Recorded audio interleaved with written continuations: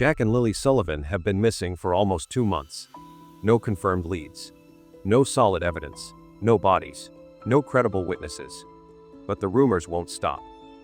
Their mother, Malaya, is said to be on the run, running from Child Protective Services and Royal Canadian Mounted Police, and possibly taking all 3 kids with her, Jack, Lily, and baby Meadow. Some say she took them to the Millbrook Reserve. Others claim they saw Jack and Lily in New York. Daniel, the father, just posted a photo with Meadow, just 1 day ago. So, what really happened to these children and their mother? And more importantly, where are they now? Witness the children. A new twist in the heartbreaking disappearance of Lilly and Jack Sullivan emerged when a startling witness account surfaced out of Plattsburgh, New York, a quiet town just 90 minutes south of the Canadian border and the St. Regis Mohawk Reservation. According to Darren Gettis, a relative of the children's mother Malaya Brooks, a local hairdresser in Plattsburgh claims to have seen both children inside her salon on May 26. This date is critical. The children were officially reported missing on May 2, which means there would have been nearly 3.5 weeks for someone to move them from Nova Scotia to upstate New York, plenty of time to carry out a cross-border abduction or smuggling. The timing of the sighting aligns disturbingly well with earlier theories that Malaya didn't simply lose the children, but rather orchestrated their removal from the home. The witness reportedly said they recognized the kids, implying that the children's faces were already familiar, likely due to media coverage of the case. Darren, who shared this information during an interview on a YouTube channel, referred to this sighting as a possible breakthrough. He did not, however, reveal the name of the hairdresser, nor did he clarify whether he spoke to the person directly or received the information secondhand. He simply stated that he had confirmed it independently. Though without verifiable documentation, this claim remains impossible to authenticate. Despite the potentially game-changing nature of the witness account, there has been no public confirmation or denial from the RCMP regarding any follow-up with U.S. authorities or attempts to verify the sighting. If this information was in fact shared with the Canadian police, their silence could indicate either a quiet, ongoing investigation or a decision to dismiss the account altogether. In either case, the lack of transparency adds another layer of frustration for those following the case closely. For people like Darren, who believes the children are alive and deliberately hidden, the Plattsburgh sighting represents a sliver of hope. For others, it raises red flags. Was this sighting real, or just a product of wishful thinking, fueled by desperation? The implications, if true, are enormous. If Jack and Lily were seen alive in the U.S. nearly a month after their disappearance, it would mean that someone actively transported them across provincial and national borders. It would suggest the existence of a coordinated plan and possibly a network of individuals who aided in their movement. Adding to the intrigue is a detail shared by Daniel Martell, the children's stepfather. According to Daniel, Malaya only asked for the kids' birth certificates, school pictures, and 2 stuffed animals before leaving the house. He reportedly said, that's all she wanted. Everything else she owned, clothes, documents, personal items, remained at the home. To Daniel, it seemed clear she was planning to run, and she wanted to take the children with her. If true, her preparation fits the profile of someone intending to start a new life elsewhere, perhaps across the border, beyond the reach of Canadian Child Protective Services, who were reportedly watching her closely. Still, serious doubts remain. The anonymity of the hairdresser, the lack of third-party verification, and the absence of action from law enforcement have made it difficult to assess the validity of the New York sighting. For now, it lives in the gray area, hauntingly plausible but frustratingly unproven. The fact that the children were seen in New York may also tell a lot about the journey of Malaya and the children. If the route to New York is followed, the notable places would be the Indigenous reserves. The theory that Jack and Lily Sullivan were taken to Indigenous reserves after their disappearance hinges on a complex and controversial web of speculation, geography, and alleged witness testimony. That places offer a distinct legal gray area where Canadian federal and provincial authorities face limited jurisdiction without specific warrants. Darren references two main locations tied to this idea: the Millbrook Reserve in Nova Scotia and the St. Regis Mohawk Reservation, which straddles Ontario, Quebec, and upstate New York. The Millbrook Reserve became particularly notable when Darren claimed that a secret police operation took place there in the early hours of the morning. Precisely at 4:24 a.m., he suggests that the RCMP conducted a pre-dawn raid, possibly in an attempt to catch someone off guard while they were sleeping. The timing of the operation struck him as suspicious and intentional, raising questions about whether law enforcement suspected that children or individuals involved in the disappearance were being sheltered within the reserve. Indigenous reserves in Canada fall under a unique legal structure. The RCMP cannot freely enter or search these lands without judicial authorization or cooperation from tribal governance. This creates what some refer to as a jurisdictional vacuum, where enforcement becomes more complex and often delayed. For Darren, this gap in oversight makes reserves an ideal location for someone looking to hide children from authorities. He believes that Millbrook, being close to the children's home and under limited public scrutiny, was a potential early stop in what he considers a coordinated movement of the kids out of province and possibly out of the country. Supporting this theory, Darren claims that shortly after the children vanished, a group of young women visited Malaya, one of whom he refers to as the psychic. According to his account, this woman made a bold and eerie statement in front of multiple witnesses, including law enforcement officers. She said the kids were being tucked into nice warm beds in New Brunswick. When Janie Mackenzie, the children's grandmother, challenged her asking, what did she know about it? The woman responded that she would be visiting them in a couple of days. Janie, disturbed by the comment, immediately kicked everyone out of the house. For Darren, this moment wasn't just strange. It was a confirmation that these women were part of a premeditated plan. New Brunswick, while not directly tied to an Indigenous reserve in this account, is still relevant. The province contains several First Nations communities, such as Elsipogtog and Tobique, and it's mentioned by the psychic suggested, at the very least, a movement away from Nova Scotia into a region where jurisdiction might again be muddled or enforcement might take longer to organize. Combined with Darren's suspicions about Malaya's state of mind, her desperation, pressure from Child Protective Services, and apparent withdrawal from both Daniel and public involvement in the search, it fuels the notion that she may have sought refuge in such areas intentionally. But Darren doesn't stop at New Brunswick. He also brings attention to the St. Regis Mohawk Reservation, a far more geographically strategic location. This cross-border territory lies at the intersection of Ontario, Quebec, and New York State, and is historically known for loosely monitored crossings. Darren claims it's ironclad, that the children were transported through this reserve, suggesting it as a deliberate choice for those trying to avoid government detection. The RCMP, under Canadian law, would face significant barriers attempting to retrieve children hidden in that jurisdiction without extensive legal processes or cooperation from U.S. agencies. The idea becomes even more tangible when paired with the information mentioned above that a hairdresser in Plattsburgh reportedly saw both children in her salon in Plattsburgh, New York. The sighting location is just 90 minutes from the St. Regis Reservation. If the children had been moved into the U.S. through that route, it would explain how they could have ended up in Plattsburgh undetected. Yet significant holes remain.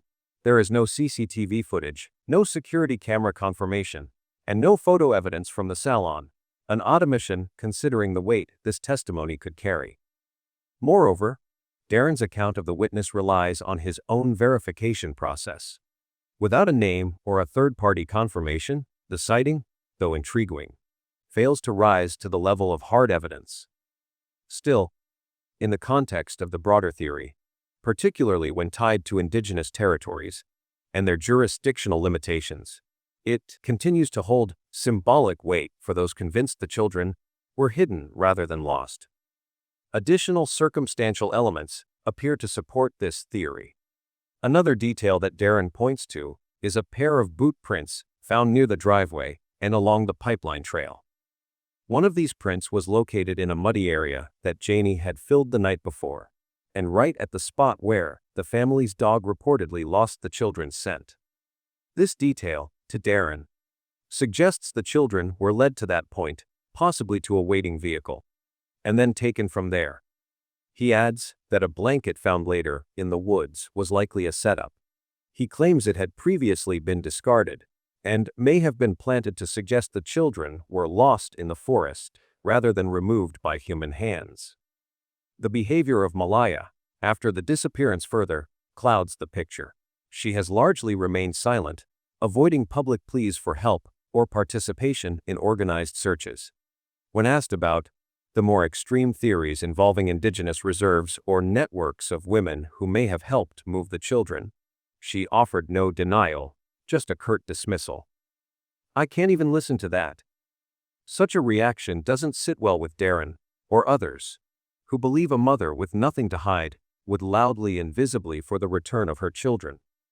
Despite these many threads, no public records confirm that the RCMP has formally investigated the Millbrook or St. Regis reserves in connection with Jack and Lily's disappearance. Darren claims he submitted documentation and gave statements to several agencies, including the RCMP, Stellarton Police, and Major Crimes Unit, yet there is no sign these leads were pursued or that warrants were issued. Whether that's due to a lack of credibility, lack of resources, or the jurisdictional hurdles involved in entering Indigenous land remains unclear. In the end, the theory that the children were moved through one or more Indigenous reserves to evade law enforcement is both disturbing and difficult to disprove. It sits at the crossroads of plausible geography, legal loopholes, and human desperation. The RCMP's silence on the matter only adds to the mystique, and for families still holding out hope, it leaves room that Jack and Lily may still be alive, just far, far away, waiting for someone to uncover the path they were taken on. The Custody of Meadow. Among the devastating headlines surrounding the disappearance of Lilly and Jack Sullivan, one moment, small, quiet, and easily overlooked, stood out for its emotional weight and potential legal significance. Daniel Martell, the children's stepfather, was granted a supervised visit with his biological daughter, Meadow. Meadow is the youngest child of Daniel Martell and Malaya Brooks Murray.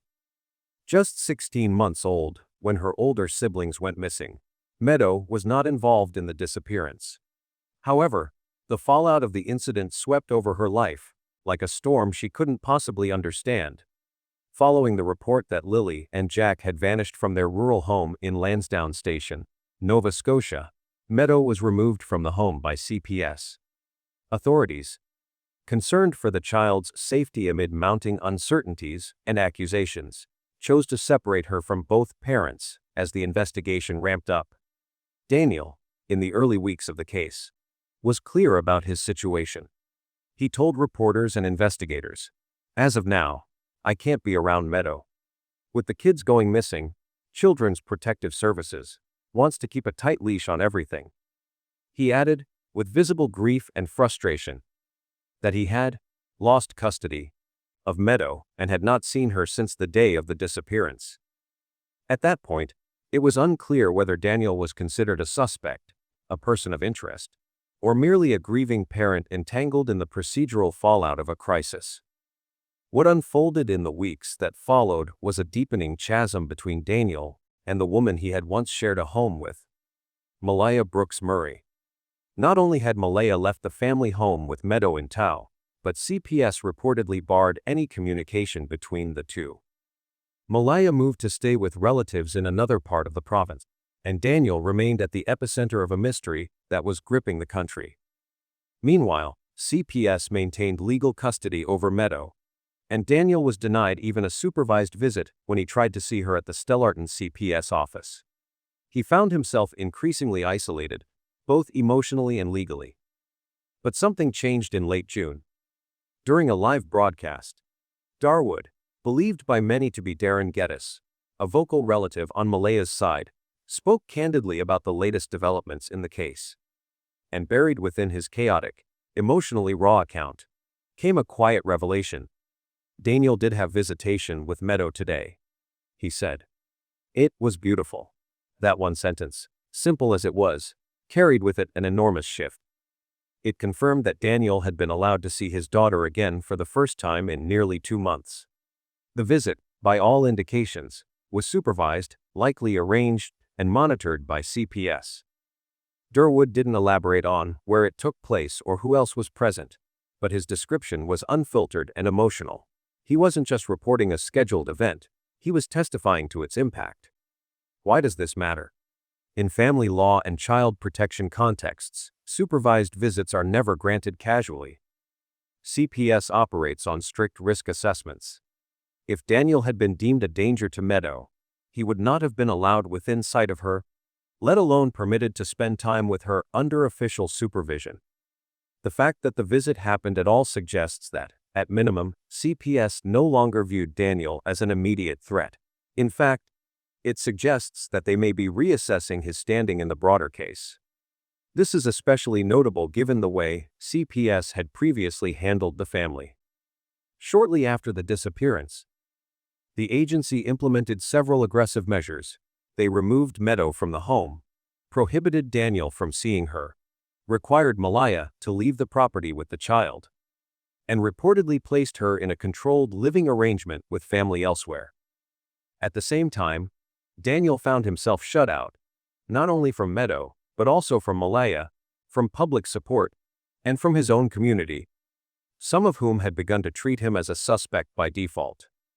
When viewed in contrast with Malaya's current position, Daniel's supervised becomes even more meaningful. While Daniel has appeared publicly, answered questions, and cooperated with law enforcement, going so far as to volunteer for a polygraph, Malaya has largely remained silent. She has refused to make public statements, declined interviews, and reportedly severed communication with Daniel. At least one person close to the investigation described her as withdrawing completely from any cooperative role. According to Darwood, even when Malaya was confronted with plausible accusations or theories about the children's whereabouts, she would only say, "I can't even listen to that." Daniel, meanwhile, has endured threats, eviction, and emotional isolation, yet continued to make himself available. He's spoken with investigators at multiple levels, from local RCMP officers to major crimes detectives. He's handed over his phone, router, and any device they requested. At one point, he even made it clear that he would submit to drug testing or further questioning if needed. His transparency, even in the face of public scrutiny and personal collapse, has become a defining characteristic of his behavior during the investigation. Which brings us back to Meadow. A visit like this doesn't resolve the trauma or erase the suspicion swirling around the family. But it does serve as a signal, one that perhaps Daniel is, in the eyes of those closest to the case, regaining some credibility. It also suggests that CPS might be quietly shifting its stance, from precautionary distance to measured reintegration. To be clear, there is no indication that Daniel is seeking full custody of Meadow at this stage. The legal and emotional terrain remains far too complex for that. But this visit may mark the first formal step in what could become a longer road to reunification. It may also provide an emotional lifeline for Daniel himself, proof that he is not completely severed from the child. He still considers his only remaining family. Moreover, this moment adds pressure to the other side of the equation. While Daniel is slowly being permitted to re-engage with Meadow under official eyes, Malaya's continued absence and silence grow more conspicuous.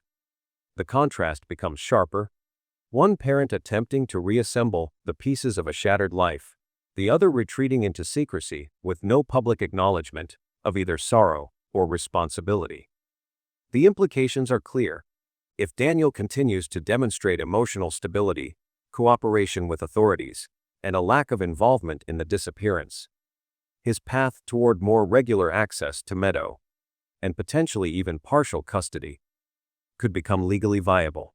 CPS doesn't operate on public sentiment, they work on documentation, behavioral patterns, and risk analysis. A successful supervised visit is not a final verdict, but it is evidence of progress. That progress also speaks to Daniel's credibility. In cases like this, where the lines between victim, suspect, and bystander often blur, access to one's child is not just a familial issue, it's a statement of trust. If CPS allows Daniel to hold Meadow again, they are, by extension, saying, "We no longer believe you're a threat to her safety." And in the court of public opinion, where Daniel has been tried and condemned in the absence of hard evidence, such a message carries weight. So, what happens next? No one knows. The investigation remains open. Jack and Lily are still missing. But now, a new line has been drawn in the sand. For the first time since May 2, Daniel Martell is no longer just a grieving man being kept at arm's length. He's a father, with one small, fragile connection to what remains of his family. That visit with Meadow is not the end of the story, but it may very well be the beginning of Daniel's next chapter. And in a case that has offered so little hope, that small moment, a father holding his daughter again, is perhaps the only light worth noticing right now. It's clear that the presence of Meadow is the most baffling contradictions in the disappearance until now.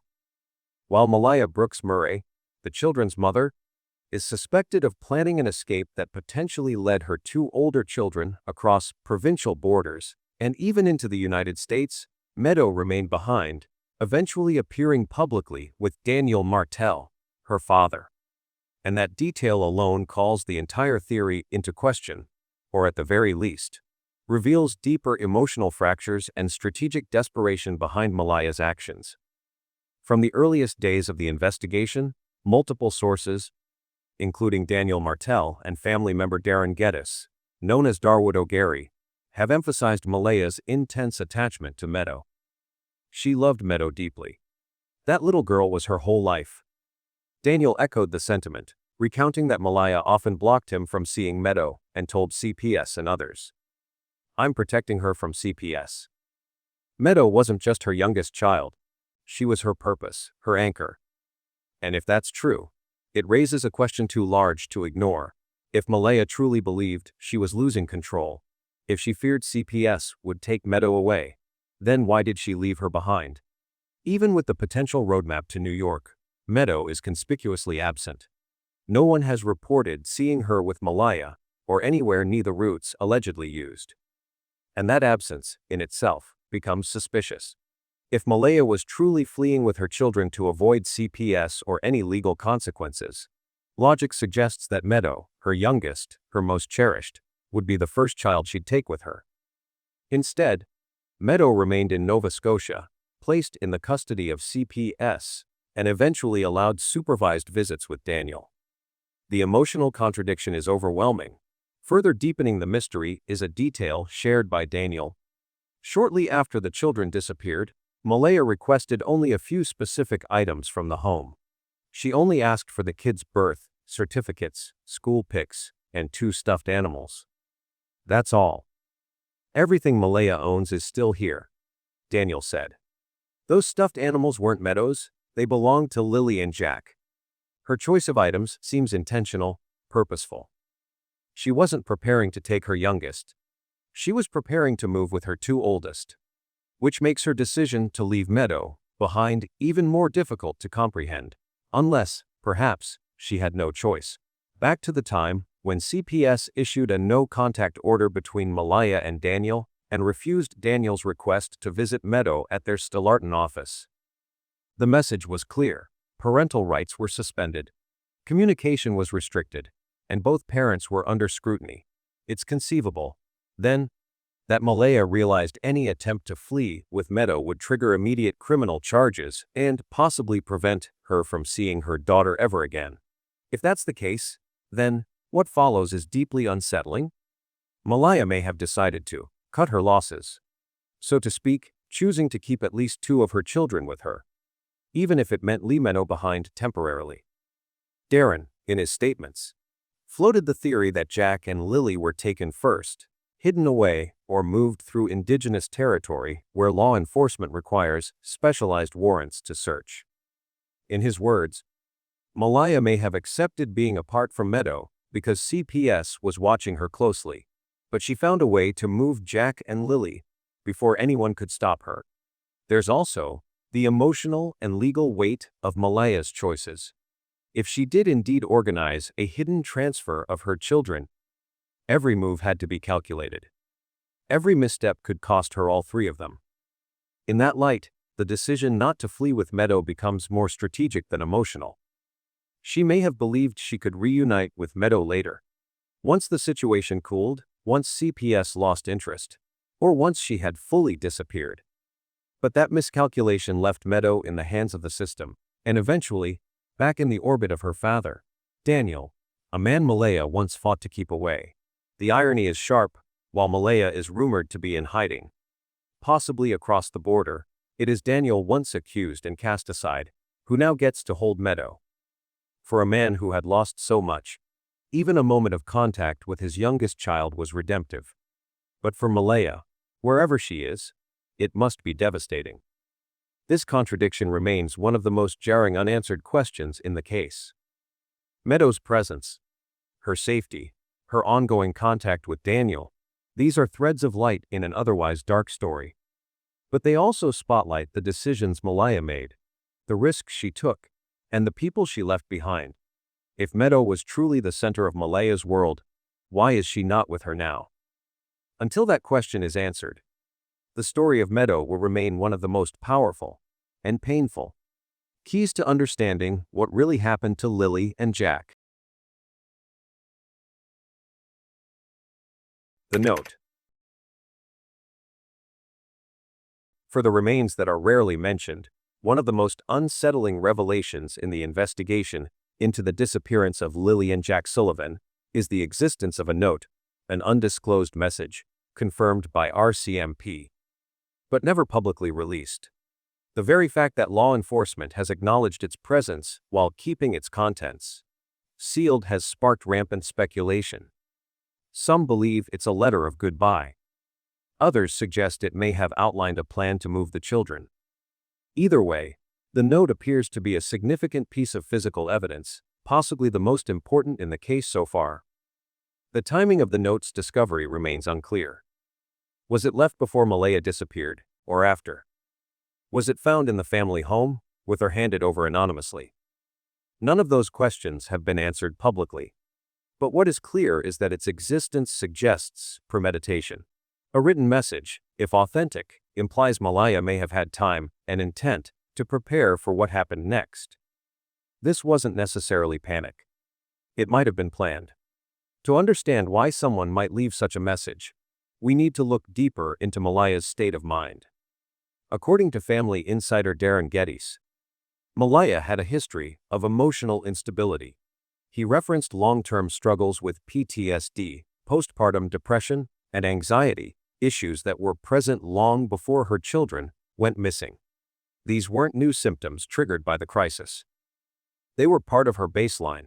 If Malaya believed her children were in danger of being taken by Child Protective Services, CPS, then fleeing with them might not have seemed like a crime. It might have felt like survival. This theory is further complicated by the silence surrounding her family. Multiple sources have noted how Malaya's relatives, especially her mother, Cindy, have remained tight-lipped throughout the ordeal. They have not participated in search efforts, made public pleas, or even commented to media. Cindy, in particular, has been described as someone who shuts things down fast, especially when law enforcement or reporters get involved. That kind of total containment doesn't happen by accident. It suggests either control, fear, or guilt. The possibility that Lilly and Jack were handed off to someone, as suggested by Darren, opens the door to another cultural and geographic layer. Malaya reportedly fled to a Mi'kmaq First Nations community, an area known for its deep mistrust of the Canadian government and its child welfare system. Historical events like the 60s scoop, where thousands of Indigenous children were removed from their families and placed with white foster families, have left scars that still shape decisions today. In some communities, hiding children is not criminal, it's protective. A cultural defense mechanism against what they view as systemic injustice. If Lilly and Jack are indeed being kept safe within such a community, it would explain why RCMP has been unusually quiet. Despite intense pressure from the public, they have issued no Amber Alert, made no visible arrests, and offered minimal updates. This isn't incompetence. It might be strategy. If they already know who has the children, or suspect where they are, they may be holding back, hoping to prevent a panic move that could endanger the kids. Or they may be trying to build a case so legally airtight that it can't be torn apart in court. Still, the silence is deafening. Even those who once defended Malaya have begun to question her. Belinda Gray, the children's biological grandmother, once described Malaya as a good mother. But, after visiting the house post-disappearance and seeing its chaotic state, her view changed completely.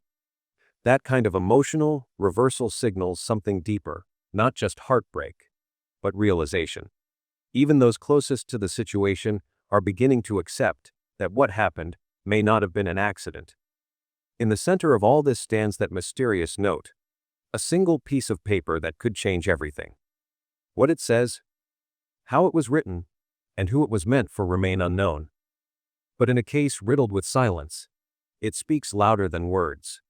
Whether it's a confession, a cry for help, or a trail marker for investigators to follow, it represents something Malaya hasn't offered publicly, a direct message.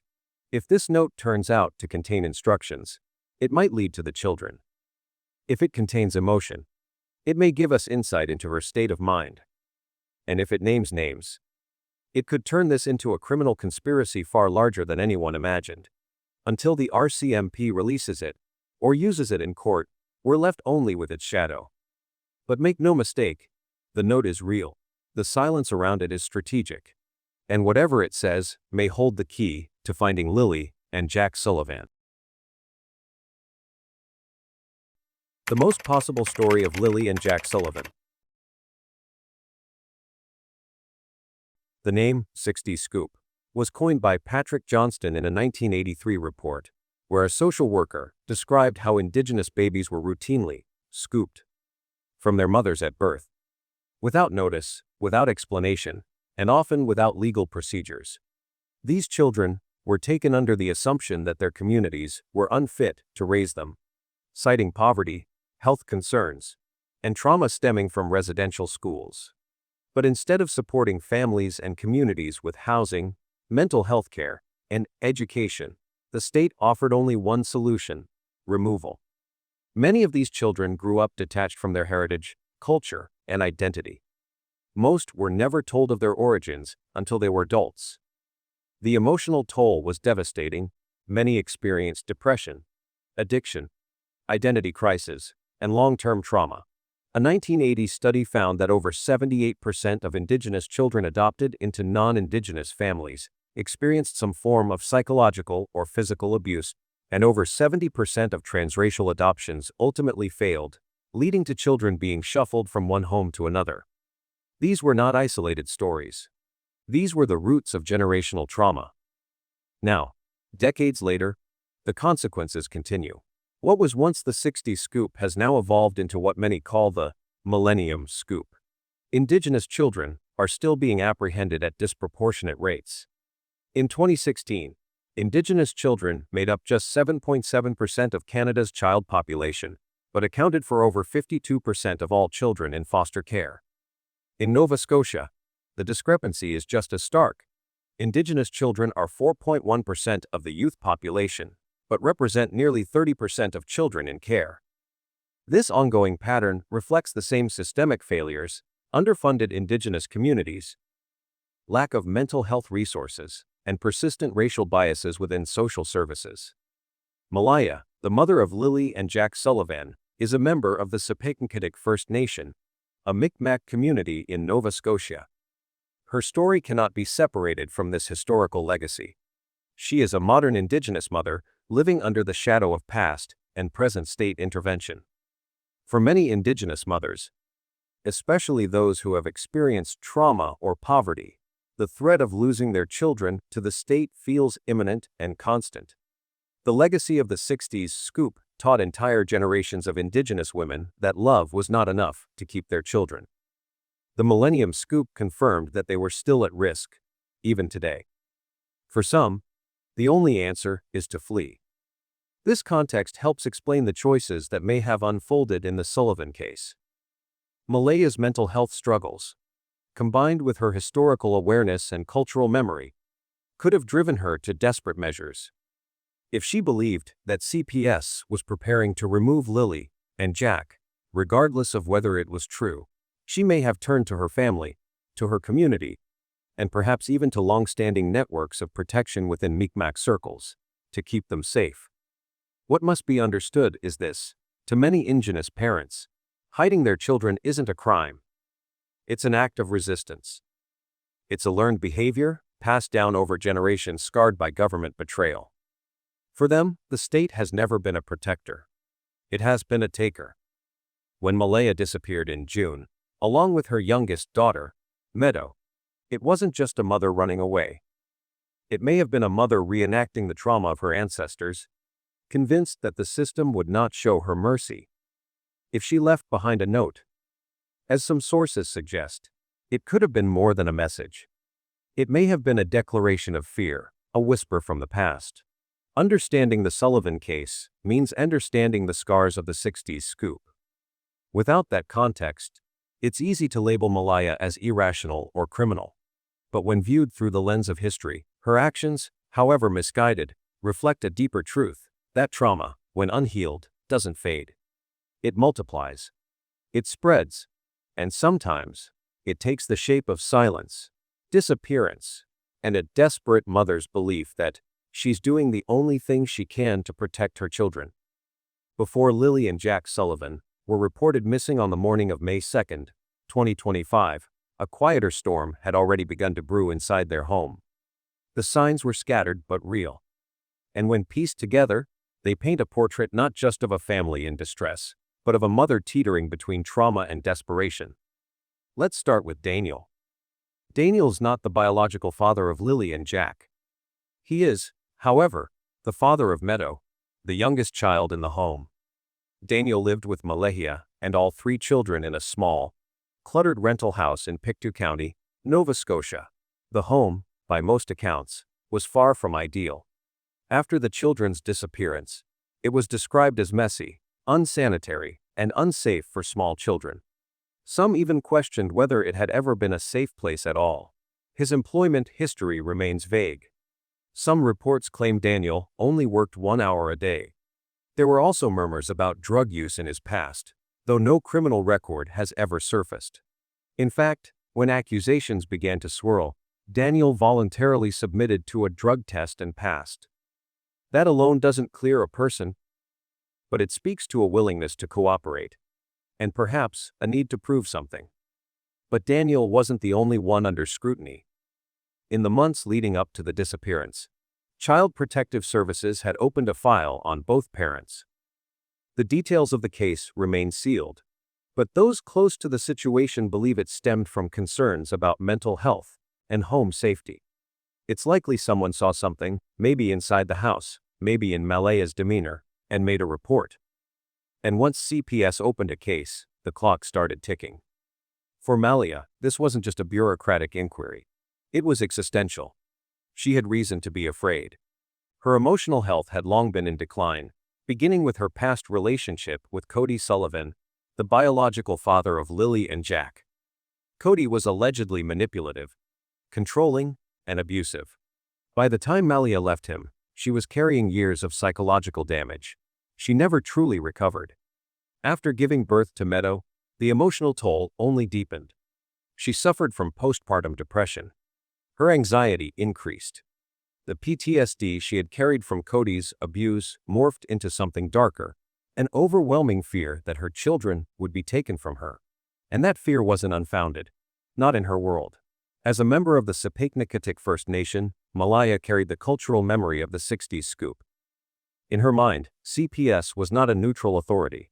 It was a threat, a taker, a continuation of state violence passed down through generations.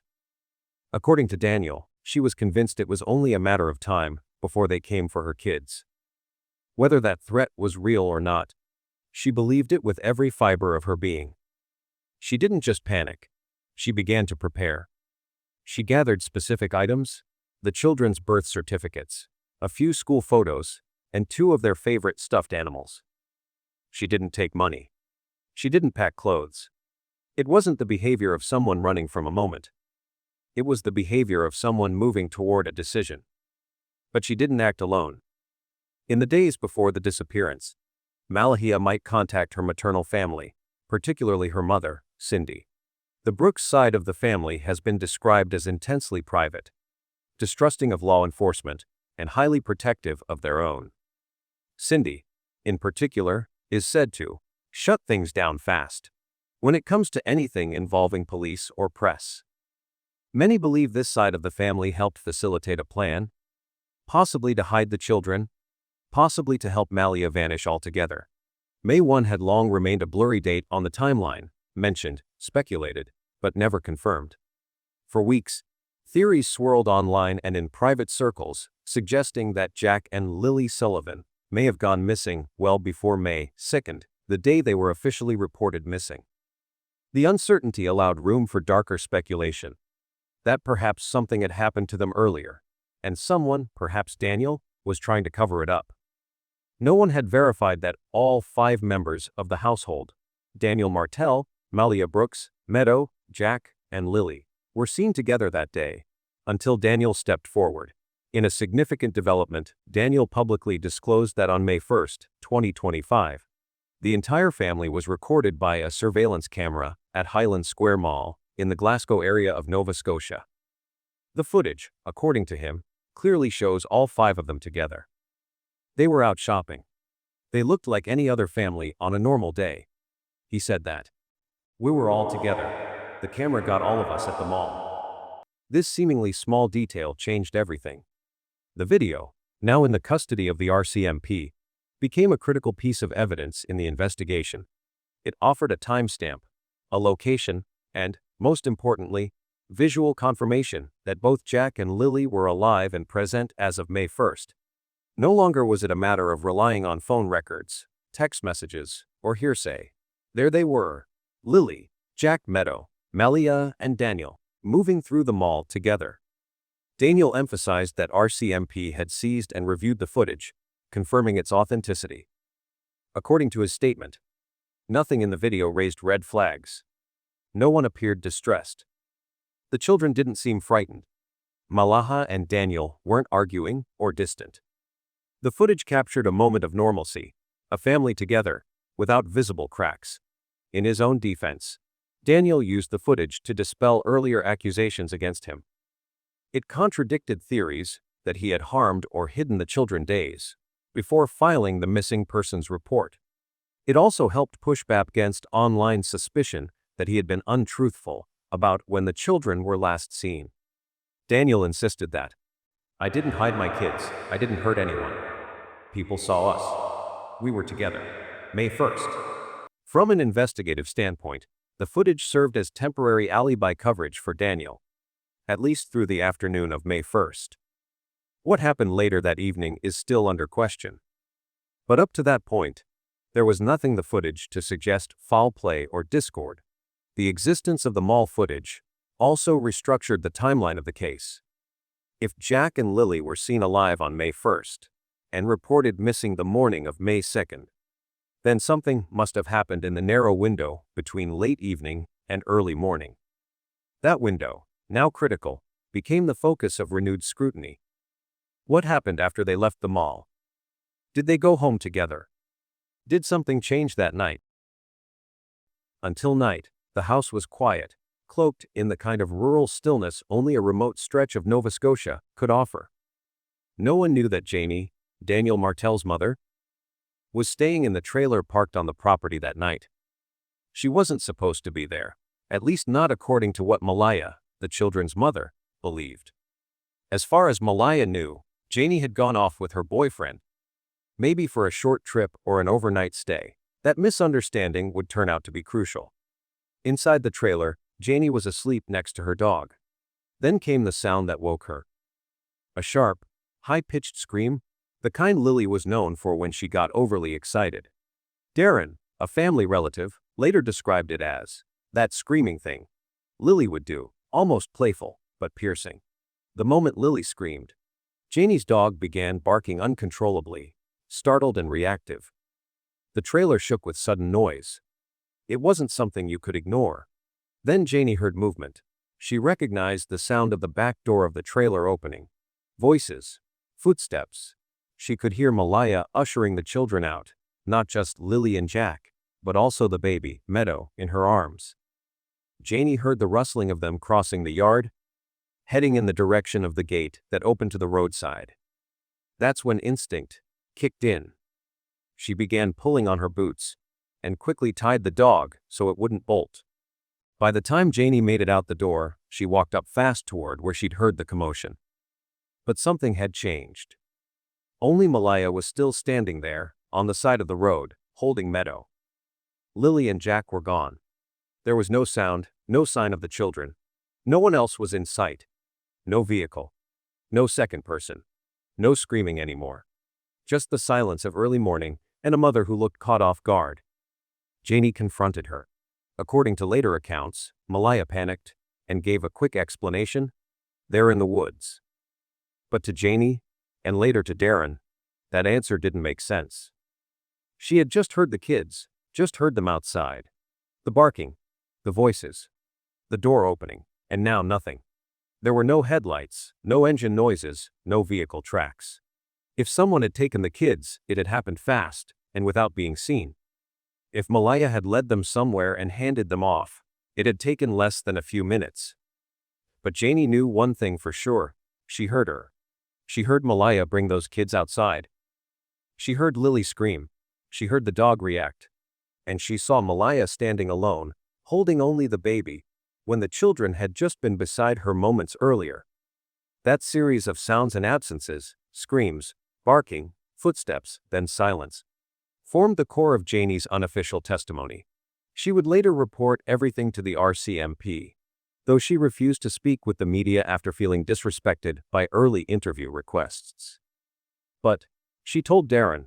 She told him in detail because she was convinced of what she had experienced. And what she heard that morning left little doubt in her mind. Those kids didn't wander off. They were taken. It was around 8 a.m. on May 2, 2025, when Malaya claimed she couldn't find her two children, Lilly and Jack Sullivan. She said they were nowhere in or around the house. That moment marked the official start of what would become one of the most troubling missing child cases in Nova Scotia. But what happened next raised more questions than answers. Despite discovering her kids were missing at 8 a.m., Malaya didn't call the police until 10 a.m. A full 2 hours passed. For many, especially experienced investigators, that delay felt like a red flag. Why wait 2 hours to report two small children, just 4 and 6 years old, missing? Witnesses and relatives later shared observations about Malaya's demeanor that day. She didn't appear panicked. There were no frantic knocks on neighbors' doors or desperate shouts in the woods. Instead, she was described as withdrawn, quiet, and vague. Some family members noted that her story changed more than once, and she seemed unsure about details, something that later caused serious issues in the initial search effort. Searchers immediately questioned the theory that the children had wandered off into the forest. Locals said there's no way Lilly, who was mature enough to care for her little brother, would willingly let them get lost in that kind of wilderness. Especially not without being heard. Even more confusing, the RCMP did not issue an MBR alert right away. Many in the public demanded to know why. Was it a mistake? Or did police already suspect this wasn't a typical abduction? Some theorized that authorities may have had internal information pointing to family-based disappearance, rather than an external kidnapping. Once the report was made, search efforts intensified.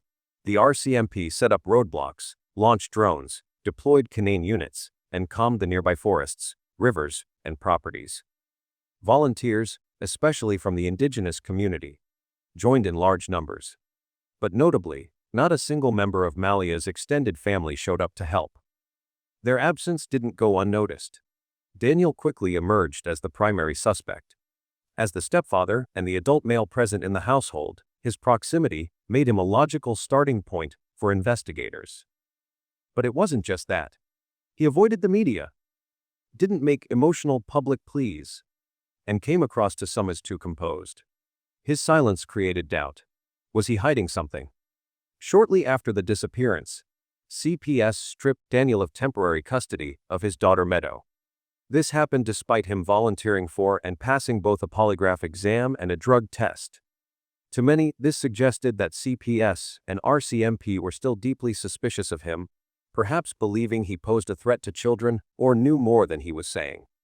Meanwhile, Malaya and Meadow were quietly escorted out of the house by CPS and RCMP. Both parents were under scrutiny, and officials wanted to conduct evaluations separately. It was a drastic move, but it showed that authorities weren't ruling anyone out.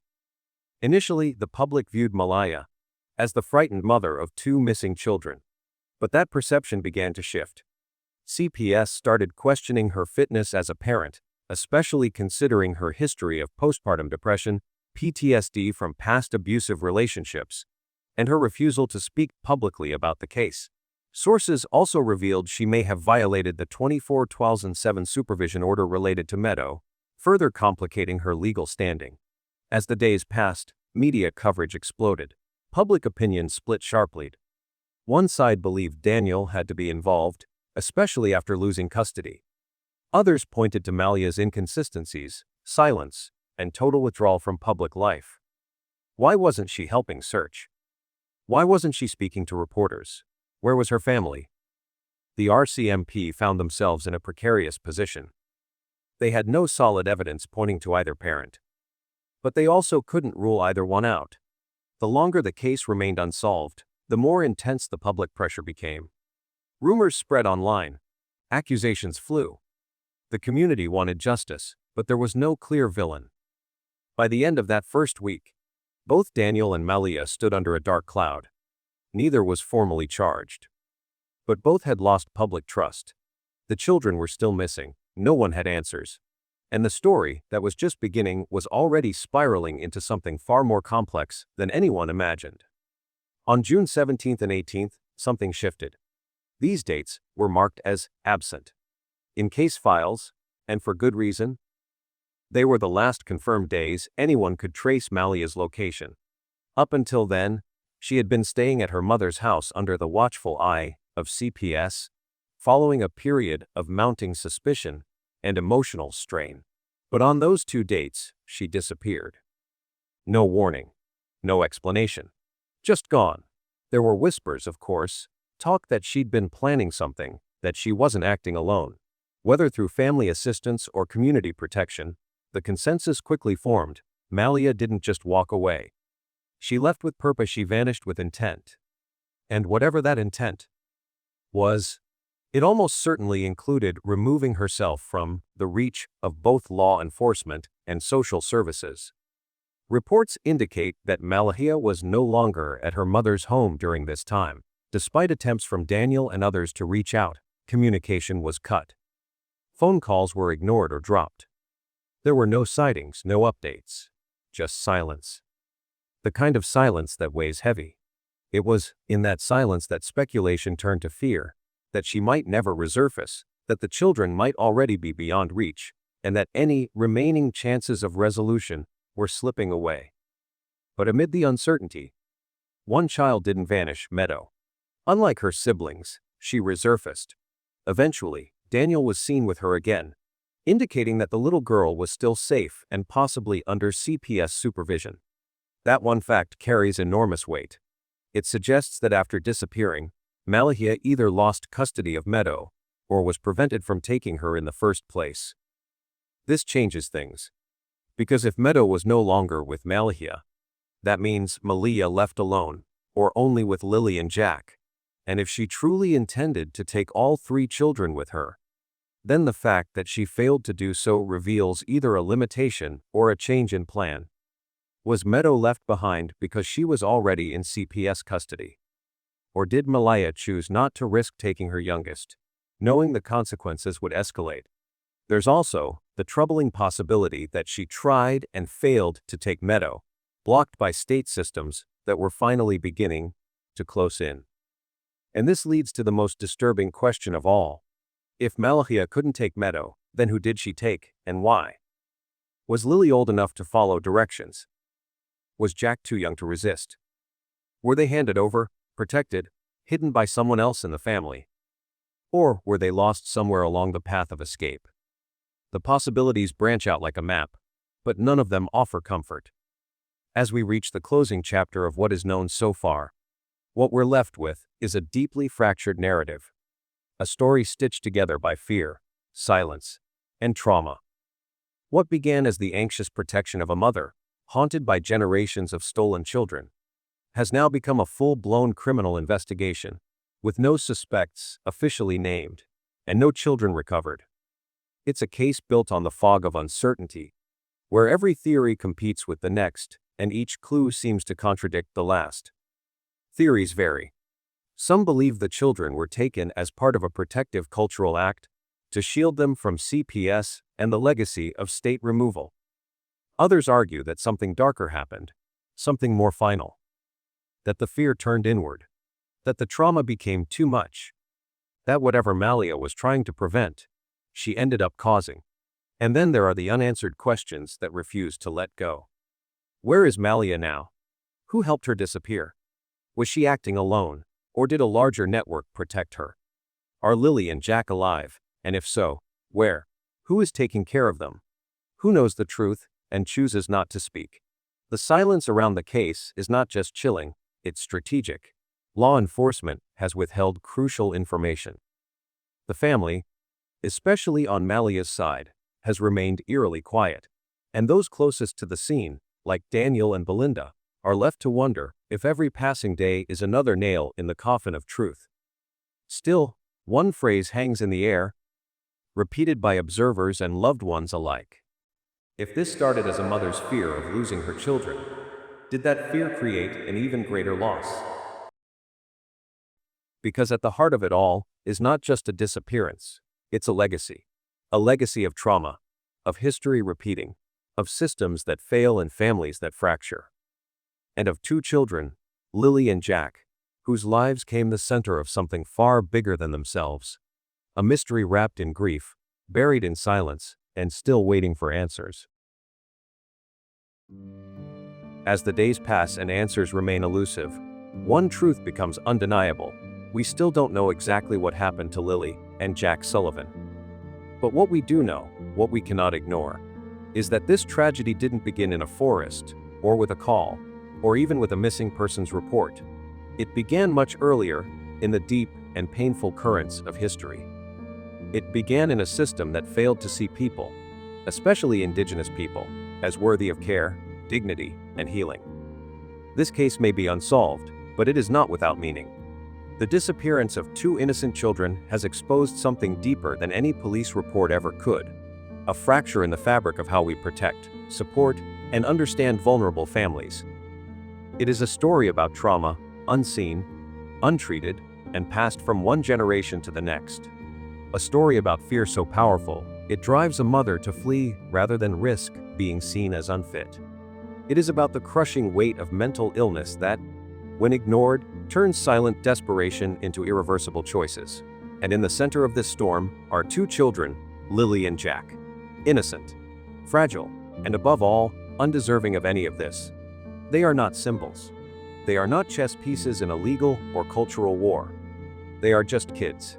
Kids who deserved safety, routine, laughter, and love. Kids who should never have had to carry the consequences of grown-up pain. That's the hardest part. Because even as we debate the motives of their mother, the silence of her family, and the failures of the system, what remains most heartbreaking is the reality that 2 little souls vanished into uncertainty. And no matter who is at fault, The weight of that loss belongs to all of us. If there's a lesson in all of this, it's that trauma doesn't die with time, it adapts. If left untreated, it becomes legacy. And when legacy goes unspoken, it becomes fate. If we as a society fail to prioritize mental health, especially among vulnerable, marginalized parents, we will continue to witness these disappearances not as isolated events, but as echoes of a louder, older pain. So today, as we search for Lilly and Jack, we must also look inward, to ask how we failed their fairly before we ever lost them, to challenge a system that reacts more than it prevents, and to remember that protecting children means more than responding to crisis. It means recognizing trauma before it explodes. Wherever Lilly and Jack are tonight, may they be warm, may they be safe, and may this story move us, not just to outrage or fear, but to compassion. Because children should never pay the price for the brokenness of the adults around them. Let us pray for answers. And let us pray harder for healing.